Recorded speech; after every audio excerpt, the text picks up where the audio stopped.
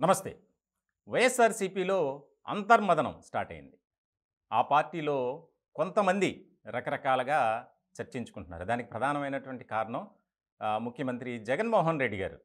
ఆయన ఇన్ఛార్జీలను మారుస్తూ, అలాగే కొంతమందికి సిట్టింగ్‌లుగా ఉన్నటువంటి వారికి ఈసారి టికెట్ దక్కదు అని ఒక ఇండికేషన్ అనేది బయటికి పంపించారు. దానికి ప్రధానమైనటువంటి ఉదాహరణగా మనం చెప్పుకోవాల్సింది గతంలో 11 నియోజకవర్గాలకు సంబంధించి ఇన్ఛార్జీలను మార్చారు. అందులో సిట్టింగ్ ఎమ్మెల్యేలు, మంత్రులు చాలామంది ఉన్నారు. ఇలాంటి క్రమంలో ఇప్పటికే 2 పర్యాయాలు ఆయా నియోజకవర్గాలకు సంబంధించి వారిని పిలిపించి మాట్లాడారు. అయితే దాని అవుట్‌పుట్ బయటికి రాలేదు. కానీ ప్రధానంగా జరుగుతున్నటువంటి చర్చ మాత్రం ఒకటే. అంటే పిలిచి మాట్లాడటం వెనుక ఎవరినైతే పిలిచారో వారికి టికెట్లు ఉండవు. వారికి పార్టీలో ప్రాధాన్యత కలిగినటువంటి స్థానం కల్పిస్తాం రకరకాల పోస్టుల్లో అని చెప్పినట్లు ఒక ప్రచారం అయితే జరుగుతుంది. దీనికి సంబంధించి ఎవరైతే తాడేపల్లికి వచ్చి ముఖ్యమంత్రి జగన్మోహన్ రెడ్డి గారితో చర్చలు జరిపారో వారిని బుజ్జగించే బాధ్యత ఇద్దరికి అప్పచెప్పారు. మిథున్ రెడ్డి, సజ్జల రామకృష్ణారెడ్డి. ఈ ఇద్దరు కూడా నెక్స్ట్ అంటే first phase, second phase. First phase ముఖ్యమంత్రి జగన్మోహన్ రెడ్డి గారితో మాట్లాడుతున్నారు. తర్వాత బయటకు వచ్చిన తర్వాత వీరిద్దరూ వారిని బుజ్జగించడం. ఇది ఇప్పుడు తాడేపల్లి కేంద్రంగా జరిగే రాజకీయాలు.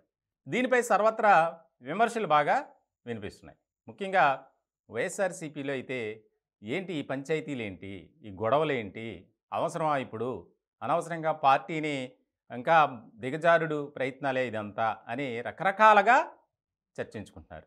కొంతమంది అయితే సోషల్ మీడియా వేదికగా ఆ నియోజకవర్గానికి సంబంధించి అప్పటి వరకు ఉన్నటువంటి నాయకుడు ఎవరైతే ఉన్నారో అతనిపై ఇక్కడి నుంచే మా నాయకుడు పోటీ చేస్తారు, ఎక్కడ కూడా వెనక్కి తగ్గేది లేదు. ఉదాహరణకి పెనమలూరుకి సంబంధించి కొలుసు పార్థసారథి, పెనమలూరు గడ్డ, పెనమలూరి అడ్డ, ఇట్లా రకరకాలుగా సోషల్ మీడియాలో ప్రచారాలు జరుగుతున్నాయి.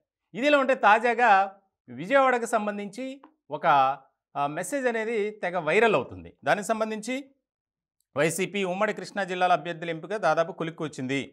అనూహ్యంగా అభ్యర్థులను మార్చిన వైసీపీ 90% సిట్టింగ్లకు ట్రాన్స్ఫర్.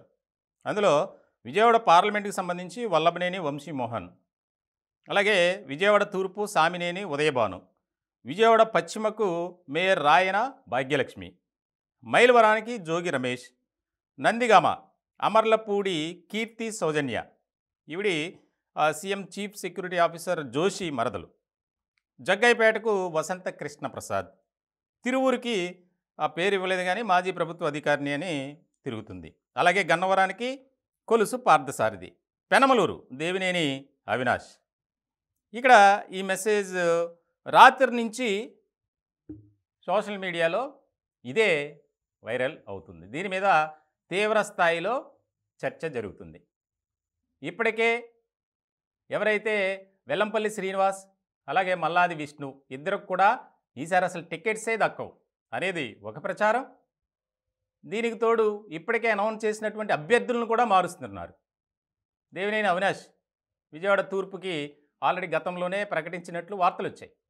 ఇప్పుడు ఆయన తీసుకెళ్ళి పెనమలూరు వేస్తున్నారు. ఇట్లా రకరకాల చర్చలు జరుగుతున్నాయి.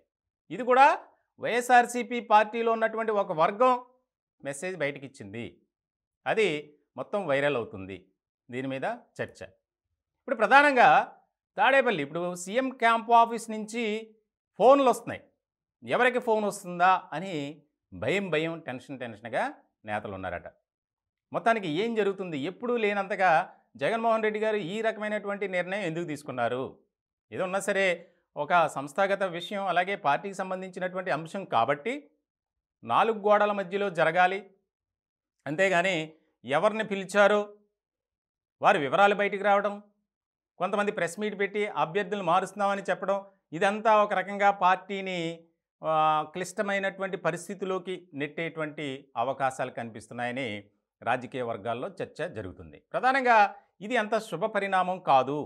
ఎందుకనంటే ఇప్పటికే ఆయా నియోజకవర్గాల్లో ఆయా అభ్యర్థులు ఎవరైతే ఇప్పుడు సిట్టింగ్లుగా ఉన్నారో వారు తమ కార్యక్రమాల ద్వారా ప్రజల్లోకి వెళ్ళారు, ఇంకా కార్యక్రమాలు చేస్తున్నారు.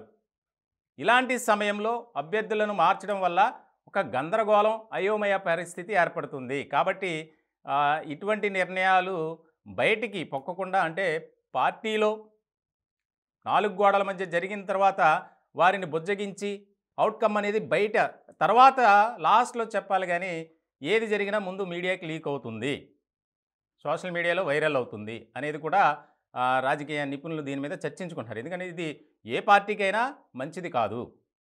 వాస్తవానికి ఆయన అధినేత జగన్మోహన్ రెడ్డి గారికి ఉన్న ఫీడ్‌బ్యాక్‌ని బట్టి నిర్ణయం తీసుకోవచ్చు. ఓకే, బాగానే ఉంది. కానీ అలా గుంపులు గుంపులుగా పిలవటం, మాట్లాడటం, తర్వాత మళ్ళీ బుజ్జగింపుల పర్వం, ఇదంతా ఒక రకమైనటువంటి విధానానికి ప్రజల్లో వ్యతిరేకత రావటానికి కారణమవుతుంది. కాబట్టి జగన్మోహన్ రెడ్డి గారు ఆలోచిస్తే బాగుంటుంది అనేది కూడా బాగా వినిపిస్తుంది. మొత్తానికైతే వైఎస్ఆర్సీపీ వర్గాల్లో అయితే రకరకాల చర్చలు జరుగుతున్నాయి. భిన్నాభిప్రాయాలు, అసంతృప్తి, నిరసన సెగ ఇవంతా బాగా ఎక్కువైందనే చెప్పాలి.